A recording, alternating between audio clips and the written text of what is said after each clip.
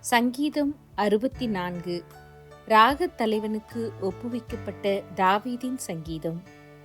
தேவனே, என் விண்ணப்பத்தில் என் சத்தத்தை கேட்டருளும். சத்துருவால் வரும் பயத்தை நீக்கி என் பிராணனை காத்தருளும். துன்மார்க்கர் செய்யும் இரகசிய ஆலோசனைக்கும் அக்கிரமக்காரருடைய கலகத்துக்கும் என்னை விலக்கி மறைத்தருளும். அவர்கள் தங்கள் நாவை பட்டயத்தைப் போல் கூர்மையாக்கி மறைவுகளில் உத்தமன் மேல் எய்யும் பொருட்டு கசப்பான வார்த்தைகளாகிய தங்கள் அம்புகளை நாணேற்றுகிறார்கள். சற்றும் பயமின்றி சடுதியில் அவன் மேல் எய்கிறார்கள். அவர்கள் பொல்லாத காரியத்தில் தங்களை உறுதிப்படுத்திக் கொண்டு மறைவான கண்ணிகளை வைக்க ஆலோசனை பண்ணி அவைகளை காண்பவன் யார் என்கிறார்கள்.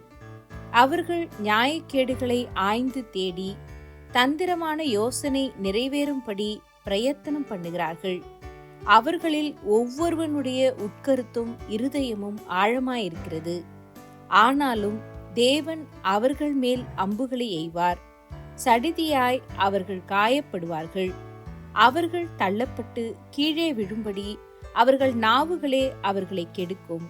அவர்களை காண்கிற யாவரும் ஓடிப்போவார்கள். எல்லா மனுஷரும் பயந்து தேவனுடைய செயலை அறிவித்து அவர் கிரியை உணர்ந்து கொள்வார்கள். நீதிமான் கர்த்தருக்குள் மகிழ்ந்து அவரை நம்புவான்.